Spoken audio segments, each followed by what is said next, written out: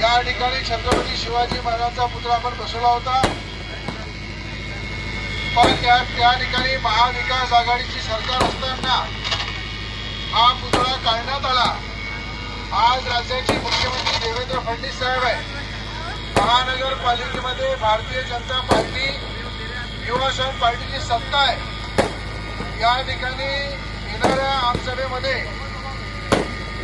या जागेवर छत्रपती शिवाजी महाराजांचा पुतळा बसवण्याचा ठराव हा एक मताने पास केला जाईल आणि मुख्यमंत्र्यांनी स्वतः सांगितलंय की पूर्ण लीगल प्रोसेस माझ्याकडे पाठवा, मी या ठिकाणी पुतळा बसवण्याची परमिशन देतो आणि मुख्यमंत्र्यांच्या जी ताकद आमच्या सोबत आहे देवेंद्र फडणवीस साहेबांची, ज्या छत्रपती शिवाजी महाराजांच्या विचारावर हा महाराष्ट्र चालते, त्या छत्रपती शिवाजी महाराजांचा पुतळा या ठिकाणी बसवण्याचं काम मुख्यमंत्र्यांची मान्यता घेऊन महानगरपालिकेच्या आमसभेची मान्यता घेऊन लीगल पूर्ण प्रोसेस करून या ठिकाणी पुन्हा छत्रपती शिवाजी महाराजांना विराजमान आपण करणार।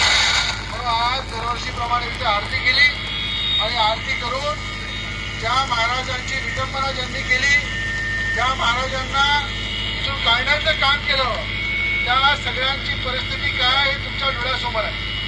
राज्याचे मुख्यमंत्री उद्धव ठाकरे असताना त्यांनी हिंदू हृदय सम्राट बाळासाहेब ठाकरेंचे विचार बाजूला ठेवून त्यांनी महाविकास आघाडीवर विचारावर काम केलं आणि छत्रपती शिवाजी महाराजांच्या पुतळ्याची विडंबना केली। म्हणून आज त्यांची परिस्थिती काय आहे, जे छत्रपती शिवाजी महाराजांच्या विरोधात राहील त्यांची परिस्थिती काय या महाराष्ट्राच्या जनतेने दाखवलेलं आहे। म्हणून येणाऱ्या काळामध्ये छत्रपती शिवाजी महाराजांचा पुतळा इथेच बसेल। मुख्यमंत्र्यांची पूर्ण मान्यता, सरकारची मान्यता घेऊन महानगरपालिकेच्या आमसभेचा ठराव घेऊन या ठिकाणी पुन्हा छत्रपती शिवाजी महाराजांचा पुतळा बसू।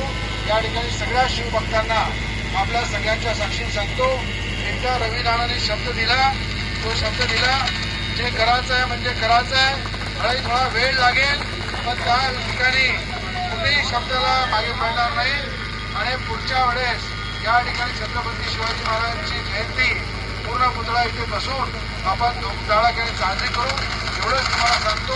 आणि छत्रपती शिवाजी महाराजांच्या जयंती निमित्त आपल्या सगळ्यांना मनापासून शुभेच्छा।